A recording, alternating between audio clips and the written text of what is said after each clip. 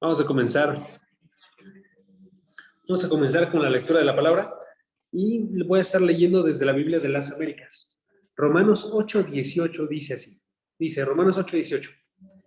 Pues considero que los sufrimientos de este tiempo presente no son dignos de ser comparados con la gloria que nos ha de ser revelada. Porque el anhelo profundo de la creación es aguardar ansiosamente la revelación de los hijos de Dios. Porque la creación fue sometida a vanidad, no de su propia voluntad, sino por causa de aquel que la sometió en esperanza. En la esperanza de que la creación misma será también liberada de la esclavitud, de la corrupción, a la libertad, de la gloria de los hijos de Dios. Pues sabemos que la creación entera gime y sufre hasta ahora dolores de parto. ¿Ok? Vamos a estar observando nosotros los últimos 4 versículos que leí. El versículo 19 y hasta el versículo 22. ¿Ok? Para eso nada más quiero recordarles, la semana pasada observamos el versículo 18 y les había comentado, básicamente este fue el mensaje de la semana pasada. Hay una gloria venidera, hay una gloria que sucederá en el futuro que es inigualable, que nada se acerca a lo que va a suceder en ese momento. ¿Sí? Cuando observamos la semana pasada, vimos unos pasajes, por ejemplo en Apocalipsis 22, cómo es que aparece esta gloria venidera y luce tan hermosa, ¿no? Se observa, por ejemplo, una ciudad celestial que desciende, en la cual está el trono de Dios, y surge un río de agua viva que está saliendo de ese trono. Y ese río de agua viva, tiene a sus dos lados un árbol que crece para sanidad de todas las naciones. ¿Sí? Y continúan este tipo de imágenes tan bonitas. Les había comentado, ya no va a haber un mar. ¿Por qué? Porque van a estar, en este caso, todos los lugares que hay en el mundo accesibles al hombre, ¿no? Porque va a estar pudiendo disfrutar de cada uno. Muy probablemente, digo, este ya es asumir, sí va a haber lagos y sí van a poder nadar, pero ya no va a haber como la parte temible, porque ustedes han estado en el mar, ahí les daría un buen de miedo si estuvieran solos ustedes, ¿no? ¿Por qué? Porque la creación ahorita se encuentra en un mal lugar, ¿sí? Sin embargo, esta gloria venidera que esperamos nosotros, les decía, no se compara con absolutamente nada de lo que hay en la tierra. Y en este caso, lo que hace Pablo es que dice, no se compara con ninguno de los sufrimientos que pasamos aquí en la tierra. En otras palabras, no hay sufrimiento tan grande que te haga a ti perder la esperanza cuando conoces que hay esta gloria venidera. Todos los sufrimientos que suceden aquí en esta vida, enfermedades, pérdidas, dolores, vejez, todos esos sufrimientos que pasamos en esta vida son poco en comparación con la gloria venidera. ¿Okay? Ese era el mensaje del día de hoy, de la semana pasada. Pero tenemos que recordar también nosotros, usualmente no entendemos esta realidad. Aunque la entendemos en nuestra mente, usualmente esta realidad no llega de forma tan sencilla a nuestro corazón. De hecho, es muy probable que muchas personas de este estudio, o algunas personas de este estudio, el día de hoy mismo perdieron la esperanza. O que en algún momento de este día, por alguna dificultad, por alguna pérdida, empezaron a perder la esperanza y a dejar de confiar. Se desanimaron, lloraron, estuvieron enojados, ¿sí? Por algo que sucedía. Y Pablo sabe esto. Entonces lo que hace Pablo en estos versículos, del versículo 19 al 22, es que quiere proveernos una esperanza, que quiere darnos una razón para que recibamos esta esperanza de la gloria venidera. Y básicamente funciona de esta forma, ¿ok? ¿Quién les va? Lo que realizan estos versículos es que nos muestran, para darnos esperanza, nos muestran que no estamos solos, en esta espera de la gloria venidera. En otras palabras, tú no eres el único que espera esta gloria venidera. El que la está esperando aparte de tú comienza Pablo a decir, es toda la creación. Todo lo que ha sido creado está esperando esta gloria venidera. ¿Sí? Y eso tiene que traernos a nosotros esperanza. Ahorita vamos a ver cómo, pero se los digo de la forma más sencilla. Nos trae a nosotros esperanza porque nos dice que es bien seguro que va a suceder. Tan seguro que la creación está segura y lo está esperando ansiosamente, lo está esperando pacientemente. ¿Sí? En este caso está tratando a la creación como si fuera toda un ente. No lo es, no es de forma literal, pero lo está tratando de esta forma. Porque básicamente dice, cuando Dios creó todas las cosas y luego generó la caída y dejó que, más bien dejó que todo fuera tirado a vanidad, Dios lo hizo consciente de que iba a haber una esperanza futura. ¿Sí? O sea, en ningún momento la creación ha perdido la esperanza. ¿Ok? Pues básicamente eso es lo que hace. Nos dice que está anhelando esta creación, la gloria futura, y la anhela profundamente. ¿Ok? Ahora, lo que vamos a observar el día de hoy básicamente va a ser esto, a través de tres acciones alrededor de la creación. Una acción pasada, una acción futura y una acción presente. Tres acciones. La primera acción es la acción presente. Se nos dice en el versículo 19, noten, versículo 19, porque el anhelo profundo de la creación es aguardar ansiosamente la revelación de los hijos de Dios. En otras palabras, el día de hoy la creación aguarda con ansiedad la revelación de los hijos de Dios. Presente.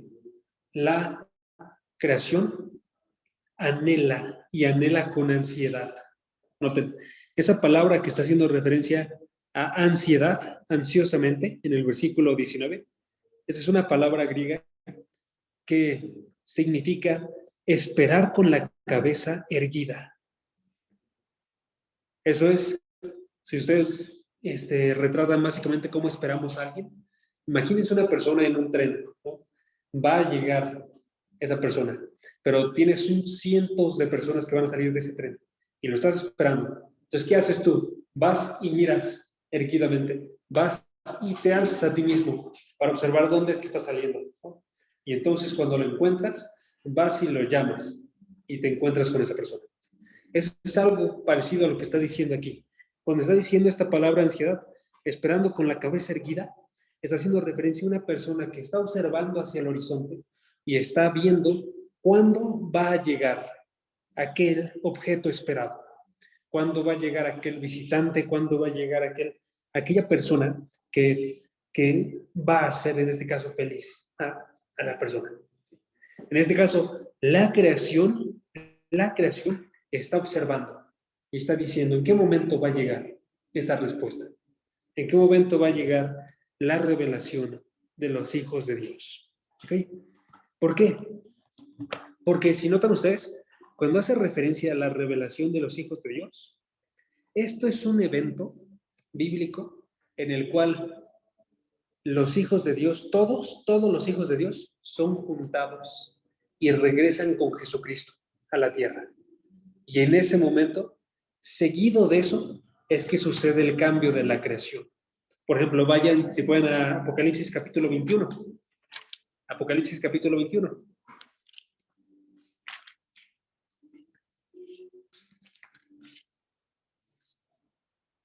Y noten. Vamos a leer desde Apocalipsis 20, nada más para que noten, y nuestro enfoque va a estar en Apocalipsis 21. En Apocalipsis 20 vamos a leer nosotros el versículo 7. Chequen el versículo 7. Versículo 7. Cuando los 1000 años se cumplan, Satanás será soltado de su prisión y saldrá a engañar a las naciones que están en los 4 extremos de la tierra, a Gog y Magog, a fin de reunirlas para la batalla. El número de ellas es como la arena del mar, y subieron sobre la anchura de la tierra, rodearon el campamento de los santos y la ciudad amada, pero descendió fuego del cielo y los devoró. Y el diablo que los engañaba fue arrojado al lago de fuego, a donde también está la bestia y el falso profeta, y serán atormentados de día y de noche por los siglos de los siglos. Esta parte está haciendo referencia a cuando va a ser el final de todos los tiempos. Satanás se levanta y notaron una parte, descendió fuego del cielo. Ese fuego es el que viene acompañando a Cristo en el juicio, ¿sí? Y en este fuego, también podríamos decir nosotros, están los creyentes, están todos presentándose, ¿sí? Todos están presentando. ¿Por qué? Porque habían vuelto a la vida. Eso aparece un poco antes, eso no lo leímos, pero habían vuelto a la vida y estaban con Cristo, gobernando, ¿sí? Y entonces, luego de que sucede eso, ahora sí, versículo 21:1, entonces vi un cielo nuevo y una tierra nueva. ¿Cuándo? Cuando sucede este juicio, cuando sucede esta llegada de los hijos de Dios y de Jesucristo, se juzga todo e inmediatamente después la creación es restaurada.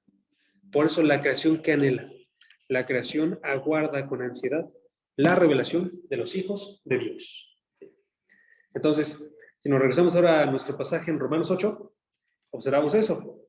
Cuando Pablo está diciendo, la creación aguarda con ansiedad esta revelación, es porque una vez que lleguen los hijos de Dios y se juzguen todas las cosas, en ese momento la creación también va a ser restaurada. Ese es el punto, ¿sí?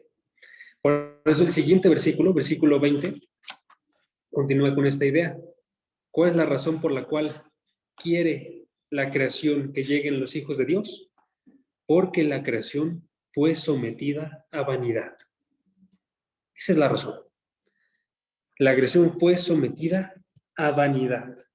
Y esa vanidad se va a acabar cuando los hijos de Dios se presenten en su vestidura restaurada, glorificada. En ese momento se va a acabar la vanidad de la tierra. Okay. Ahora, para entender estos versículos, tenemos que observar qué significa que la tierra esté vana.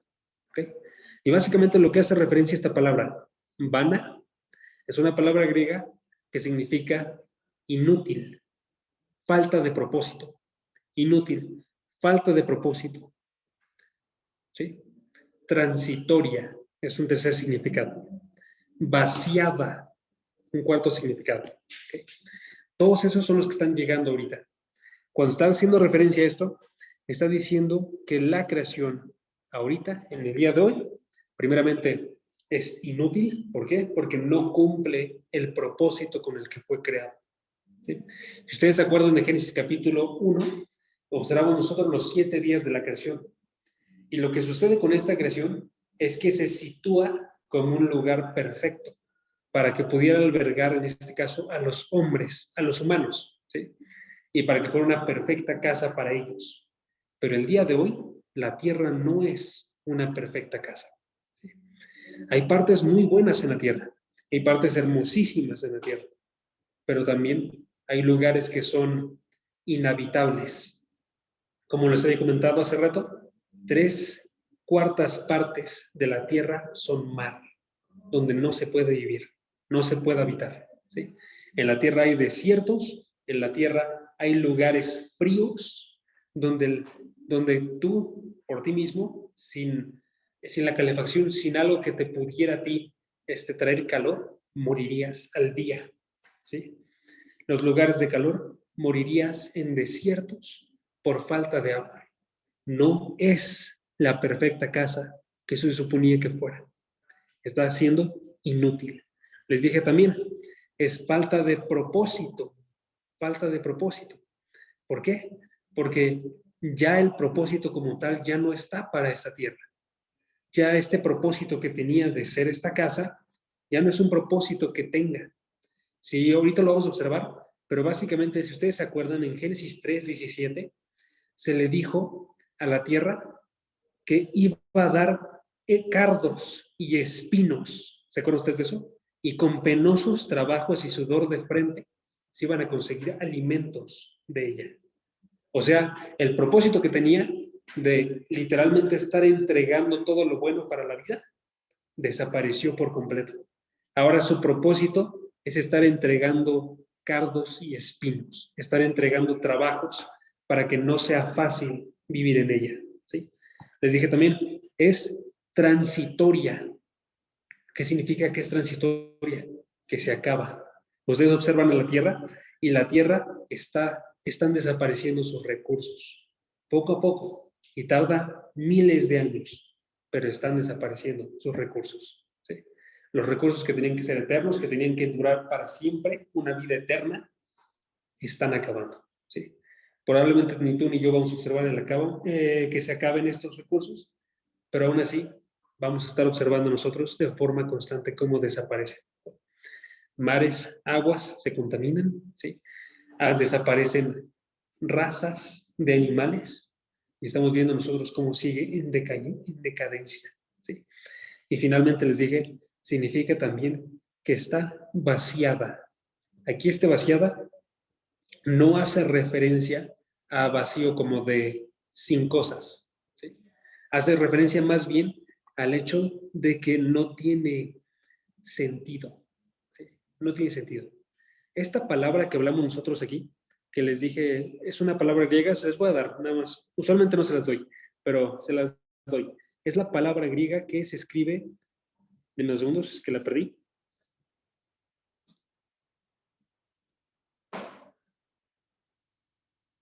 ¿Saben qué? Creo que ni siquiera la puse. Entonces ignoremos eso.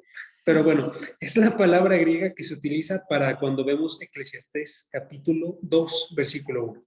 Si pueden, acompáñenme ahí. Eclesiastés 2, versículo 1.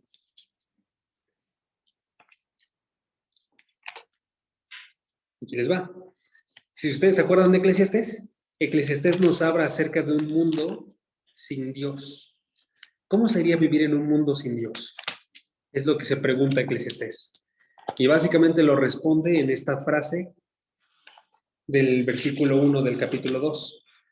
Lo que dice es básicamente sería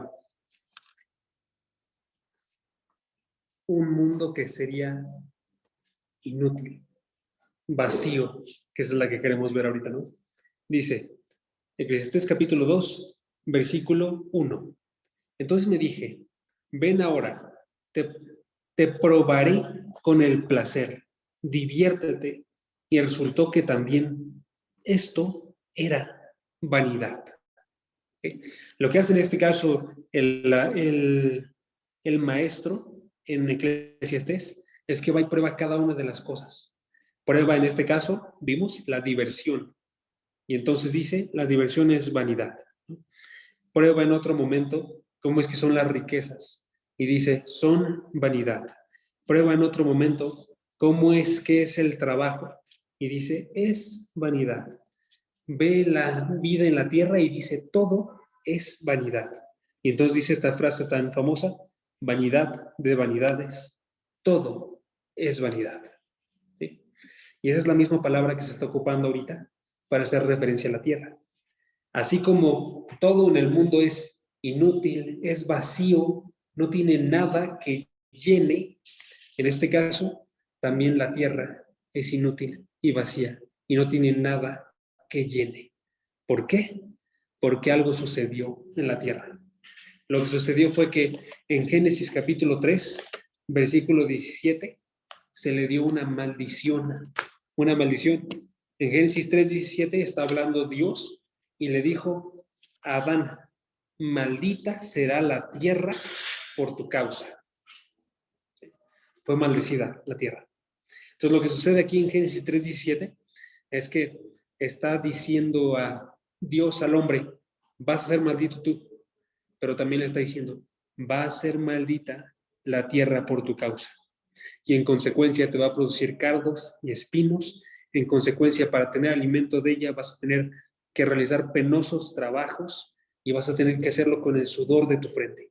Está diciendo Dios a Adán. Entonces, si notan, esto es lo que hace referencia a la vanidad. Esto es lo que hace referencia a que la tierra es inútil. Que cuando estaba en el jardín del Edén, Adán era una tierra perfecta, hermosísima, llena, sin ninguna falta, que podía llenar a todos los hombres. Y ahorita es una tierra que está falta de propósito, que es inútil, que es transitoria y que está vacía de poder llenar a las personas. ¿Sí? La tierra se volvió inútil y eso lo podemos observar. Ojo, le doy una pequeña lista, porque produce fríos extremos, produce tempestades, tormentas, tornados, tsunamis, ¿sí? Porque produce enfermedades, porque produce desiertos áridos y escasez, porque produce recursos que se acaban, que se pudren, que desaparecen, ¿sí? Porque 3 partes de la tierra están cubiertas en aguas áridas que tú no puedes tomar, ¿sí? Y entonces tenemos nosotros una tierra que es un lugar malo. Okay. Tengo que tomar una pequeña pausa. Nada más para decirles, obviamente no toda la tierra está así, ¿sí? Hay un punto en el cual la tierra exhibe una hermosura tremenda. Y es una tierra que se dice en la escritura en el Salmo 19, versículo 1, que sus cielos anuncian la gloria de Dios. ¿Ok? Entonces, la tierra está haciendo las dos cosas. Y las podemos observar en diferentes lugares. De hecho, podemos observar un lugar que está mostrando esta hermosura y otro lugar que está mostrando este lugar inhabitable que está haciendo ahorita la tierra. ¿Sí? Entonces, tenemos que ver las dos realidades y no rechazar ninguna de las dos. Y aprovechar. Linda Peña, claro que sí. Te agrego, bueno, más bien les digo, porque yo no tengo acceso a ese grupo, pero les digo para que te agreguen. Si gustas, deja por ahí tu número o ponlo en privado y pásamelo y yo se los paso para que te agreguen. Bueno, ya estás. Va, ok. Entonces, lo que tenemos hasta ahorita en este pasaje de Romanos 8 es esto. La tierra tiene un anhelo, quiere ser restaurada. La tierra quiere abandonar qué tan inútil está ahorita. ¿Por qué? Porque la tierra, en este caso, sabe que no está cumpliendo con un buen propósito, que es lo segundo que hemos visto hasta ahorita. Básicamente que la tierra fue sometida a vanidad. ¿Ok? Es lo segundo que vemos en este versículo. Quiero que noten además de eso, que se nos dice quién sometió a la tierra a vanidad. Se nos está diciendo, en este caso en el versículo 20, la creación fue sujetada a vanidad. Noten, está diciendo, fue sujetada, fue sometida. O sea, no lo realizó la misma tierra. No lo realizaron las leyes de la naturaleza actuando para que caiga, ¿sí?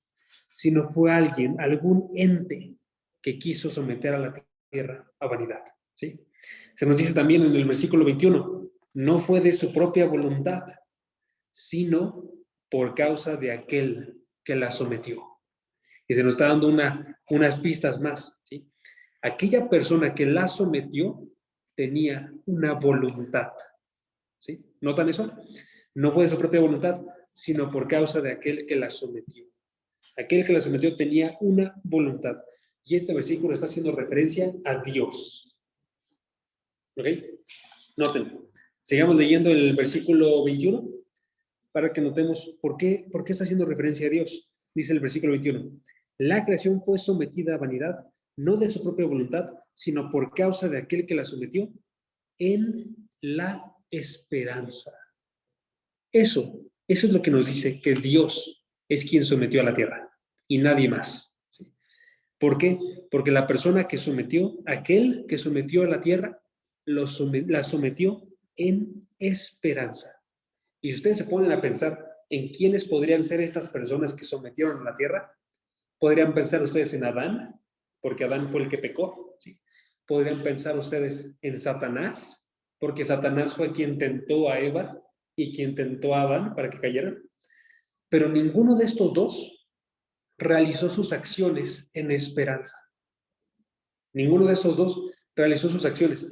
Adán no tenía conocimiento de que cuando hiciera caer la tierra, llegaría una esperanza para recuperarlo y para traerlo a la vida. Satanás menos. Satanás tenía más bien el anhelo de tirar todo, absolutamente todo, y que Dios lo destruyera. Pero aquí hay una persona que tuvo esperanza, y esa persona fue Dios. En otras palabras, cuando Dios dijo, maldita sea la tierra, Él la sometió consciente de que su plan era: yo voy a recuperar esta tierra. Yo voy a recuperar a cada una de las personas que crean en mi Hijo Jesucristo. ¿Qué nos dice esto, amigos? Nos dice que la inutilidad de la tierra fue establecida con un tiempo. Se va a terminar. ¿Sí?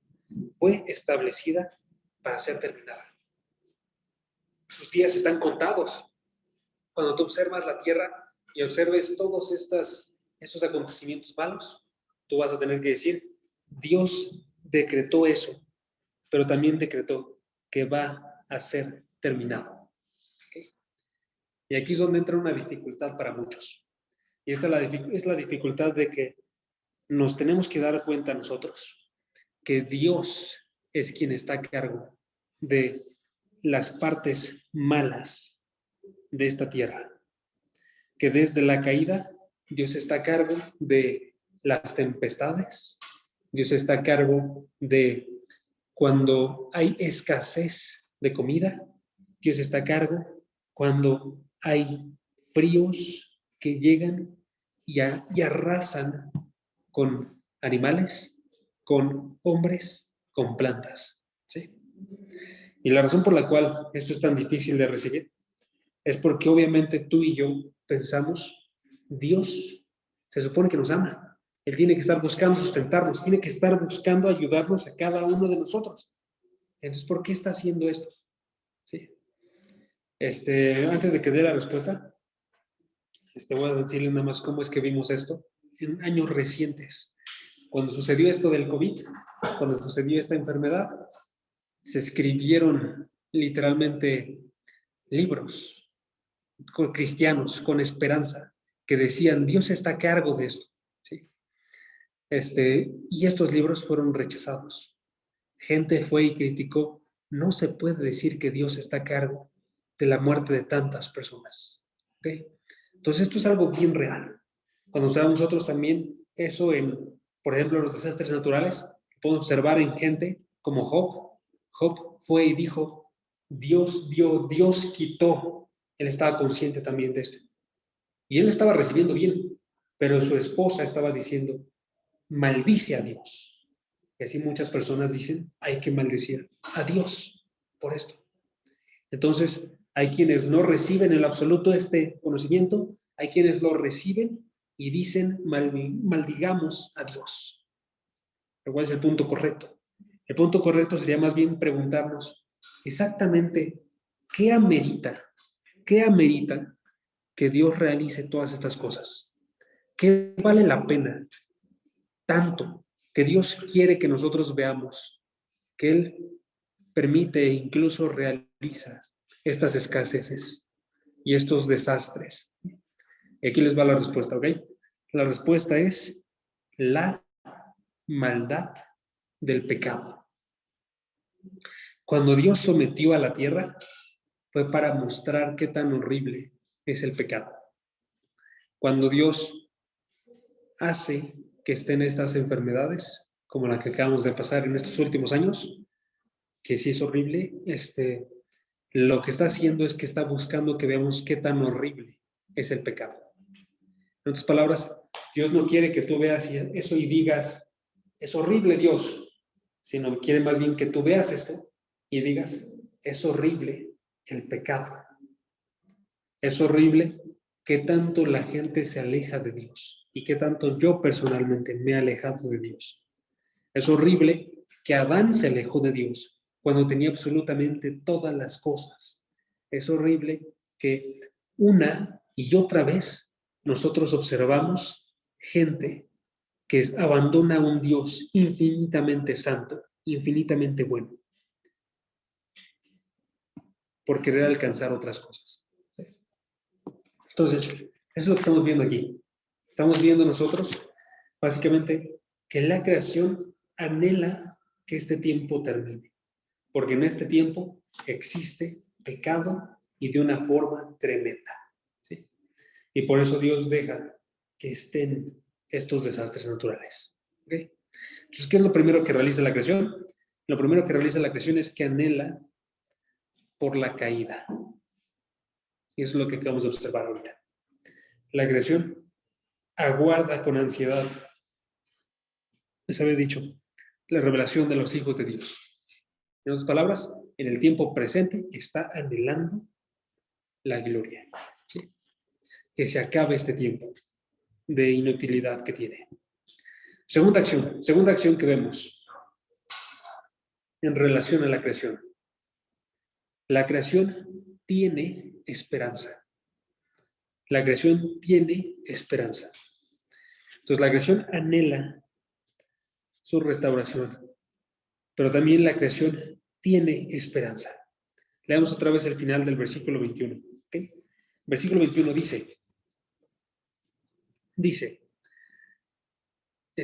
del versículo 20, final del versículo 20, me disculpo.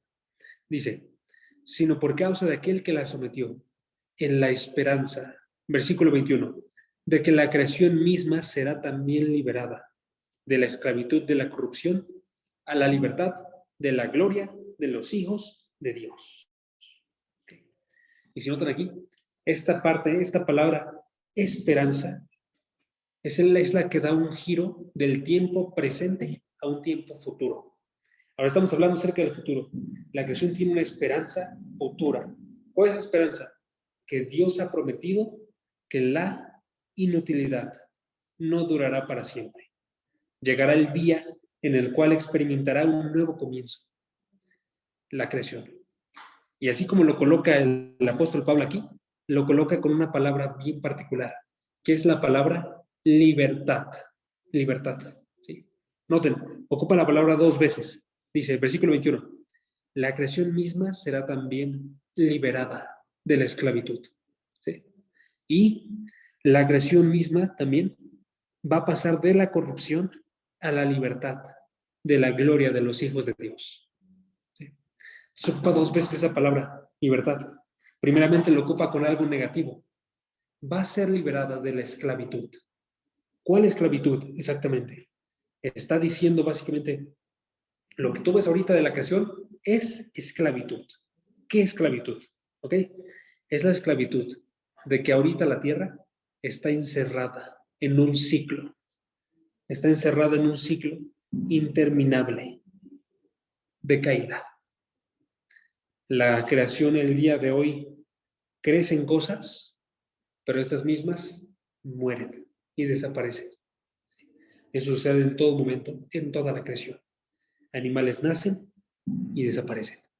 Ecosistemas nacen y desaparecen. ¿Sí? Árboles nacen y desaparecen. Y observamos nosotros con toda la creación que de forma constante va entonces en deterioro, en muerte, en descomposición. Y agregado a esto está unos dolores que permanecen de forma constante. Noten, me voy al versículo 22, nada más para que vean que esto es realidad bíblica. Dice, sabemos que la creación entera gime y sufre hasta ahora dolores de parto. Dolores de parto. ¿Sí? Está haciendo referencia a esto, a cómo es que se está deteriorando la creación y está cayendo de forma constante. En otras palabras, recordamos lo que dije ahorita, todavía funciona, todavía están los ecosistemas bien, algunos están trabajando de forma constante y de una forma extremadamente, podríamos decirlo, milimétrica, hasta lo más pequeño, ¿sí? De modo que las plantas, por ejemplo, es un milagro cómo es que van y adquieren su alimentación a partir del sol, a partir del agua, ¿sí? Es un milagro cómo es que los peces respiran, es un milagro cómo tú y yo, con nuestros cuerpos, existimos el día de hoy y nos movemos y está trabajando nuestras neuronas de forma tan compleja que ni siquiera lo podemos entender del todo, ¿sí? Pero también, noten ahí, hay otras cosas que están desequilibradas, que están fallando. Es increíblemente hermosa y al mismo tiempo que revela la mano del Creador, de Dios, también se observa su desintegración y su frustración. ¿Sí? Entonces, esa es la parte negativa. Lo que va a suceder en el futuro es esperanza. La primera cosa que va a suceder es que va a ser librada de esta esclavitud.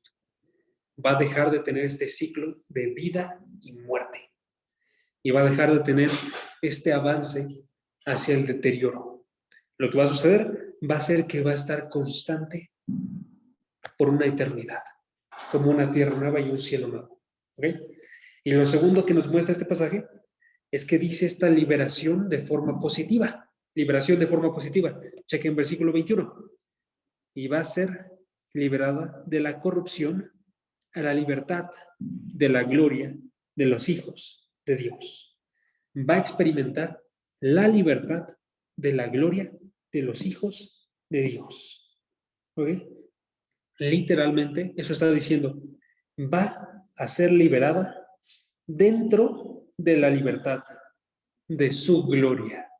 Es lo que significa. O sea, en otras palabras, la creación depende de los cristianos, en una forma. ¿Ok?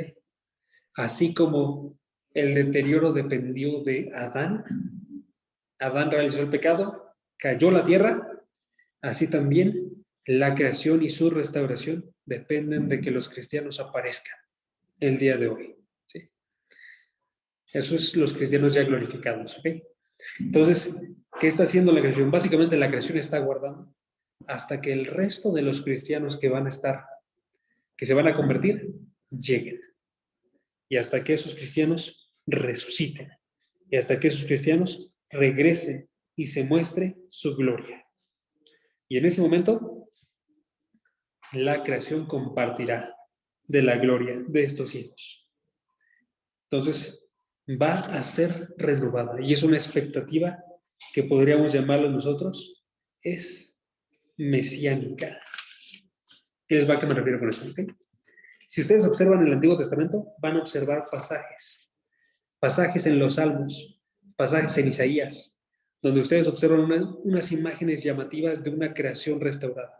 Por ejemplo, uno de los más famosos en Isaías dice que van a habitar animales feroces, animales silvestres con animales domesticados, ¿sí? Y van a coexistir en paz. ¿Por qué?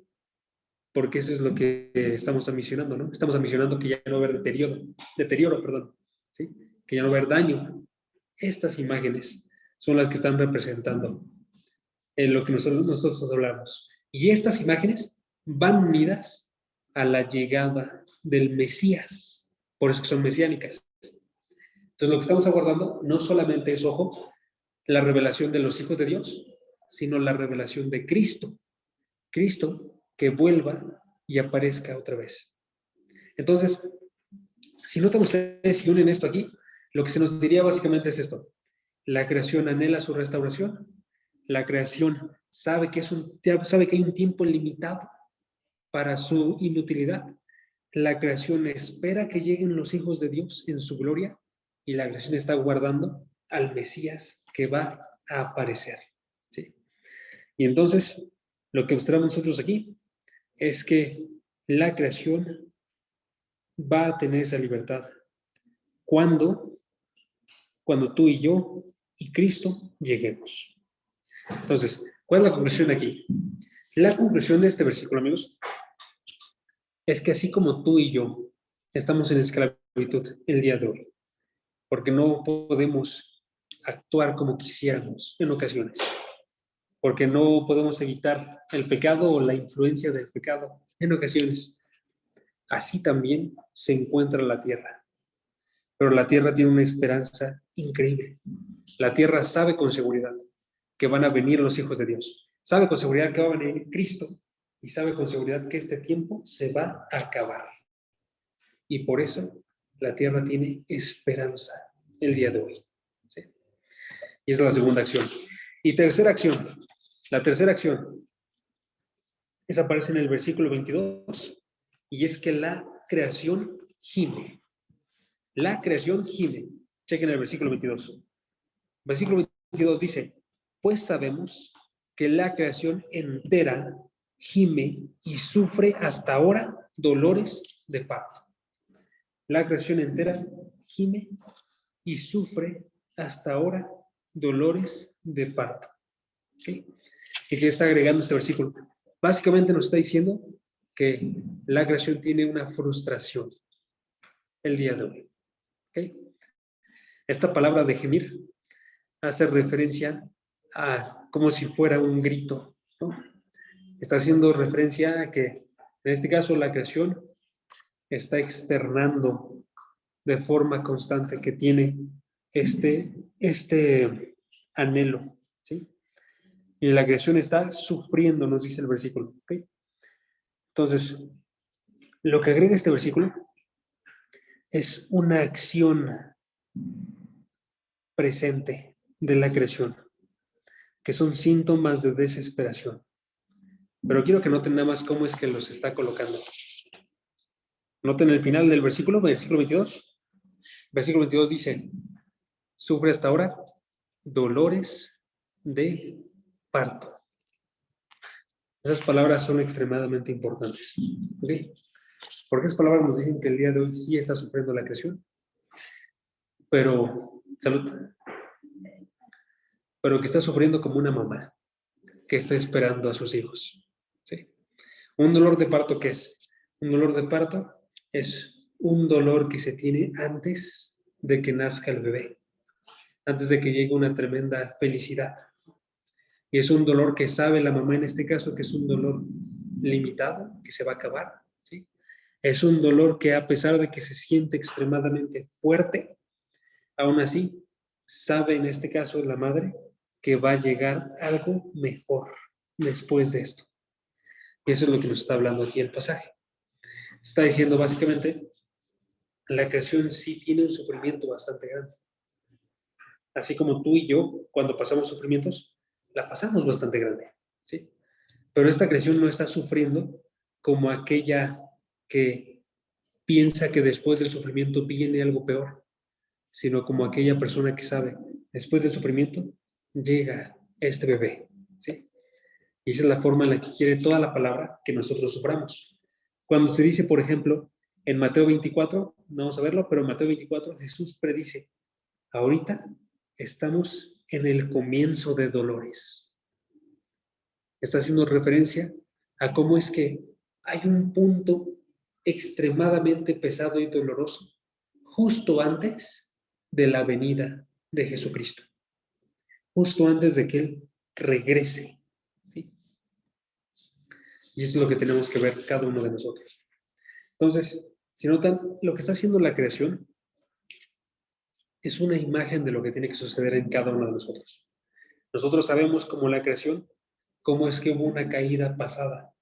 Sabemos cómo es que, como la creación, hubo esta inutilidad para cada uno de nosotros. Pero también sabemos que podemos tener esperanza, porque Dios estableció un tiempo final para todas las cosas. ¿Sí? En este caso, me refiero a para toda esta caída. Y sabemos que, entonces, el día de hoy, nuestros sufrimientos no son más que dolores de parto, como para la creación. Son dolores que se van a acabar.